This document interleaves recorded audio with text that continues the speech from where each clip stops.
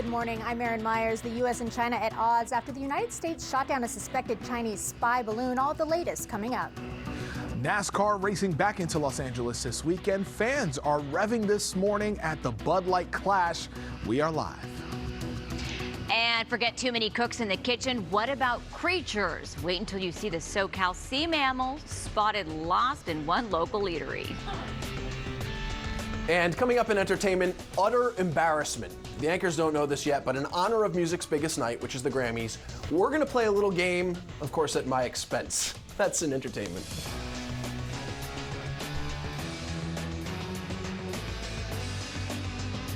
It's on.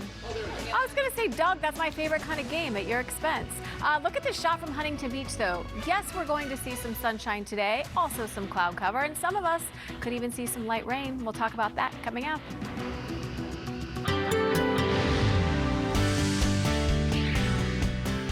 Good morning and welcome to the Ktla Morning News at 10 a.m. I'm Pedro Rivera. And I'm Lauren Lister. And the big story at this hour that everyone in the newsroom is talking about, Pedro Rivera's mother is in the studio. We're so excited. We hope we get to talk to her and hear about baby Pedro. I can't mess up now. You can totally mess up. It's all about authenticity. That is Your true. mama loves you no matter what is my guess.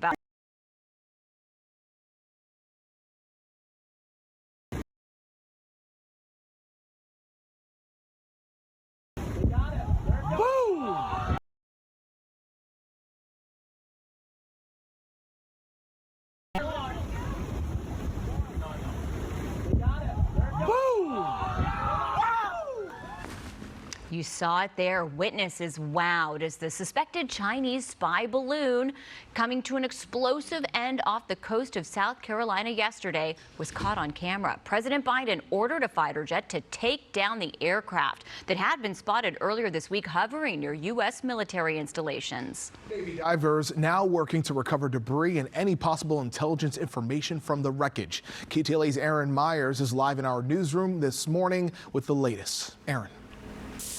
Good morning, you two. The U.S. military shot down the suspected Chinese spy balloon off the Carolina coast yesterday. This after it traveled over sensitive military sites across North America.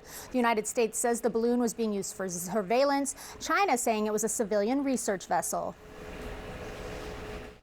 Just shot it, dude. They shot it.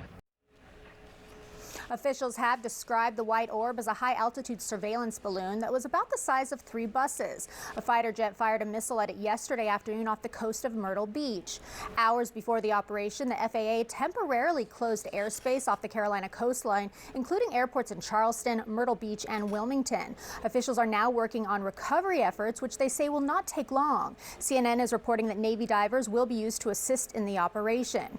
President Biden had issued an order to take down the balloon on Wednesday, but military officials said the best time to do so would be over water, saying it would have been too risky to the public if it came down on land.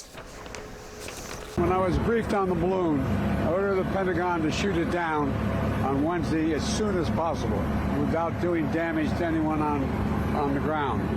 They decided that the best time to do that was as it got over water outside within the 12-mile limit.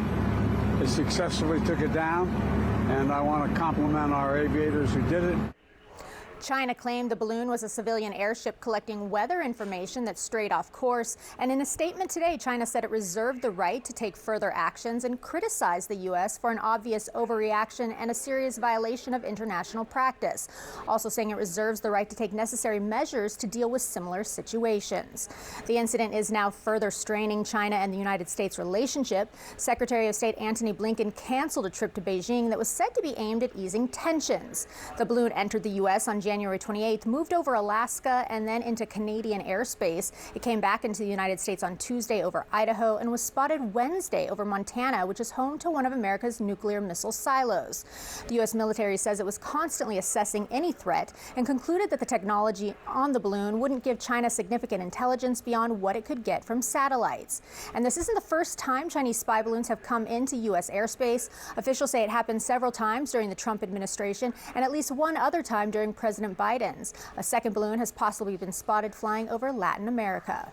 And according to CNN, Senate Majority Leader Chuck Schumer says the full Senate will get a briefing next week about China's surveillance capabilities, weapon systems, and more. Reporting live in the News Center, I'm Erin Myers. Lauren, I'll send it back to you in the studio. Erin, thank you. Here at home, police in Long Beach are investigating a string of business burglaries. At least 3 small businesses suffered break-ins in just the past 2 weeks, and the owners believe the same group is behind them. Each of them happening within a few hours and a few blocks of one another. In one incident, a nearby pizza business was broken into, and the suspect made off with $4,000. Several videos show a suspect wearing gray pants, a gray hoodie, and a mask, using a crowbar to get inside. Long Beach police can't confirm the crimes are connected. In Southgate, at least one person is dead after a violent car crash. Police say it happened just after 2 this morning on State Street and Tweedy Boulevard. Video from the scene shows debris scattered all across the road. You see it there. One person was pronounced dead at the scene. Another was rushed to the hospital. Their condition isn't known at this time. The cause of the crash is still under investigation.